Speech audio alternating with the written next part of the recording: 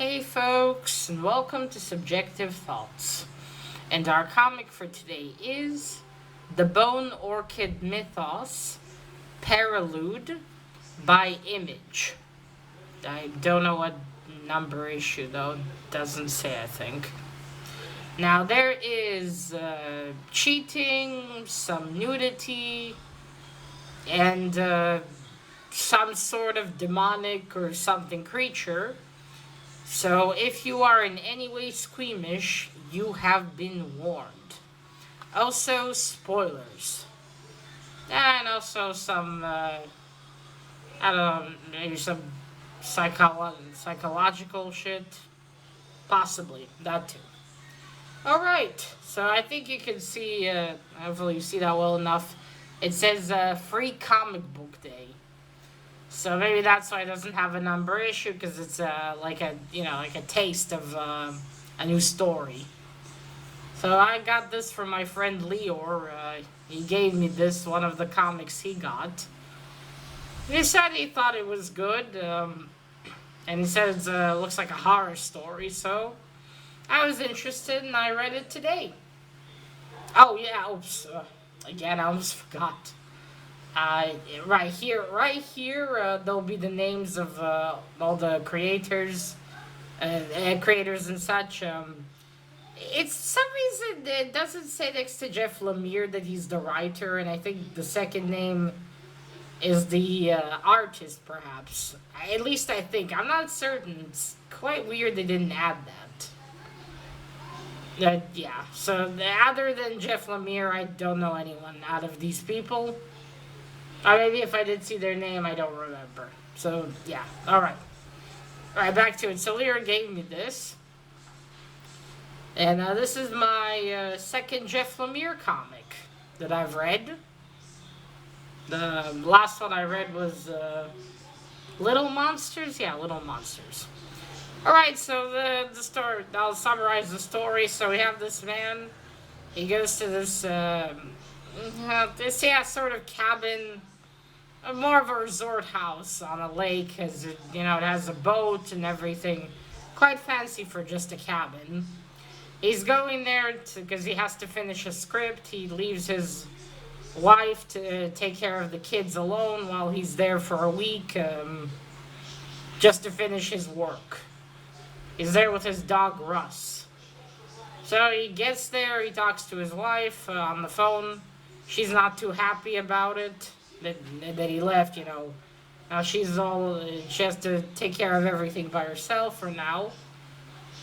Yeah, they talk, and then Russ runs off, so we don't know this guy's name. It's never mentioned. Then he goes after Ross into the forest around, and he comes up to a house. There's this abandoned house there. He looks for him in there. He goes in and he sees this weird mask. I don't know if you probably can't tell here. I'll bring it close later. Maybe you can see it. I don't know how well you can see it in this camera. Yeah, we'll try. Anyway, this weird mask, but then he hears Ross barking out, so he leaves. Oh yeah, as he...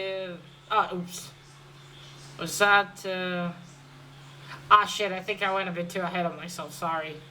No. First, he goes into... Right, sorry. I went a bit ahead there, mixed up some things.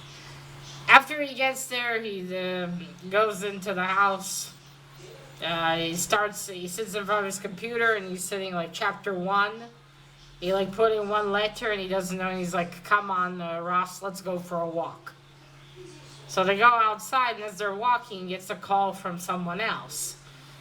I think this is his mistress, or lover, well, however you want to call her. And she's like, how are you? And he's like, I can't keep doing this. I have a family, I have a wife.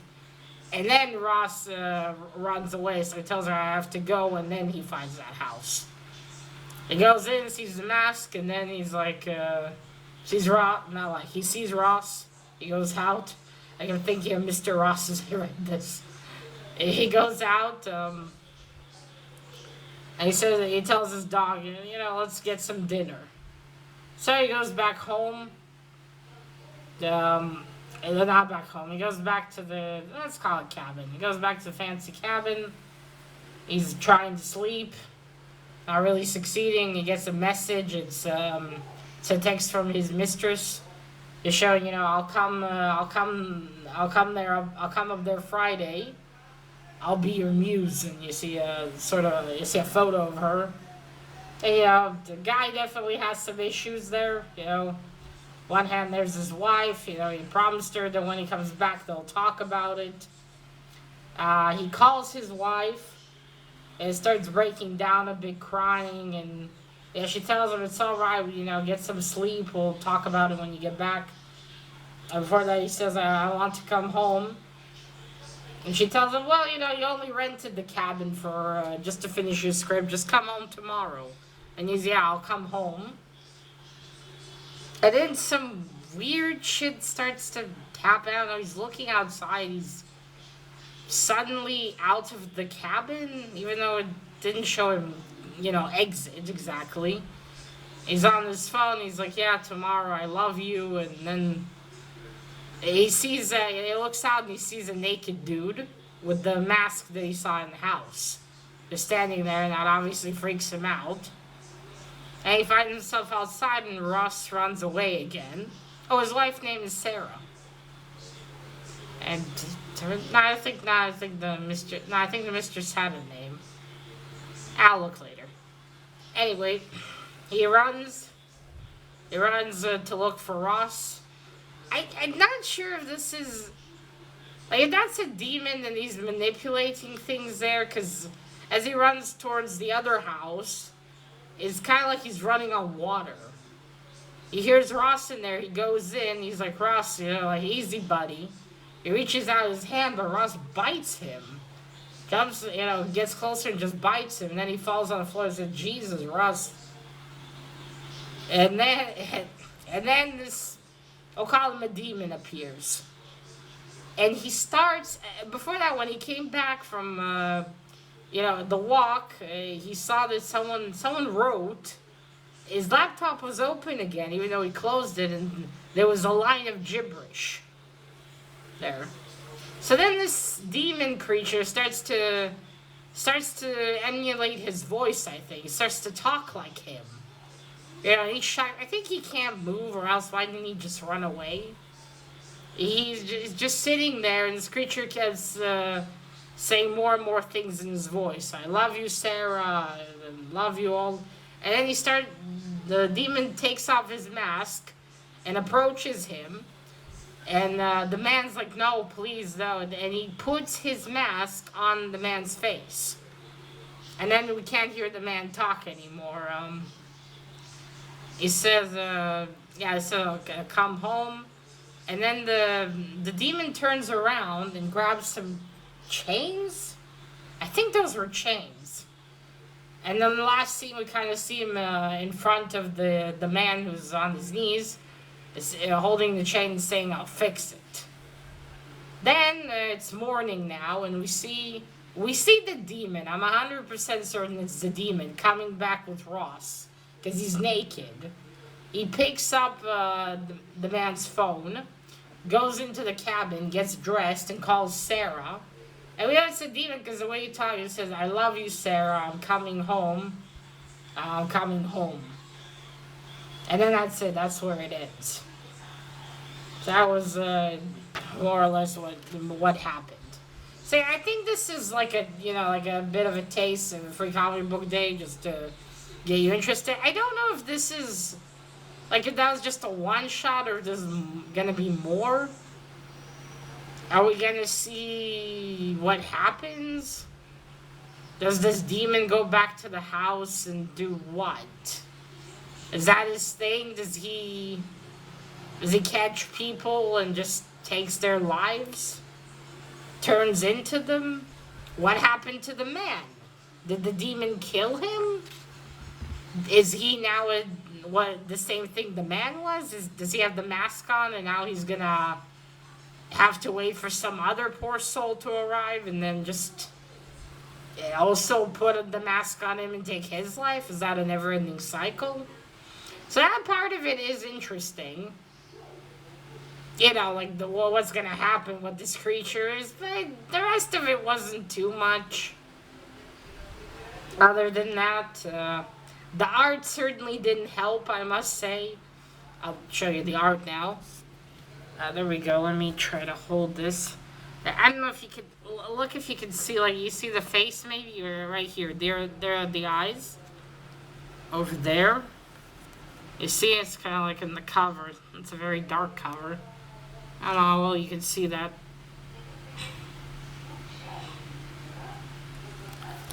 Well, hopefully you can see that. Well, I mean, you're not missing much. Yeah, let's talk about the cover's okay, I suppose. It is what it is. Nothing to write home about.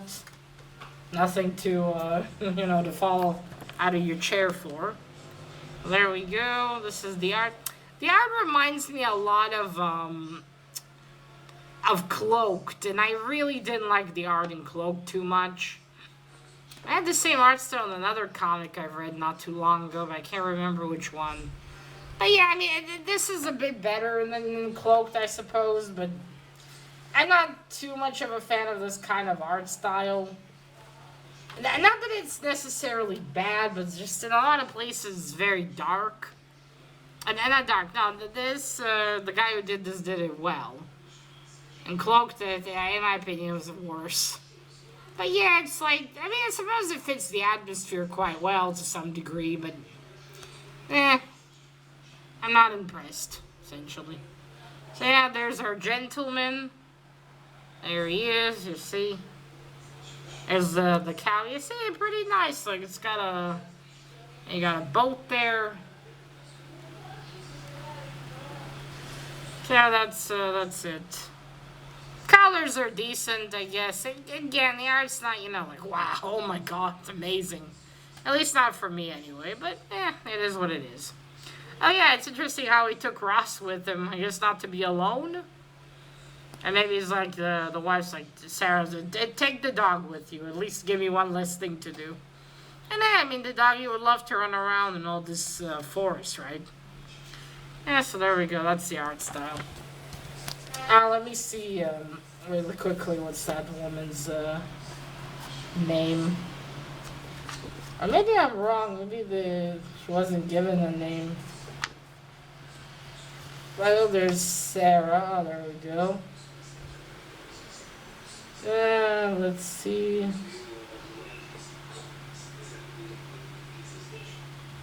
No. Looks like no, she doesn't have a name. Okay. Say only the wife and the dog essentially have names.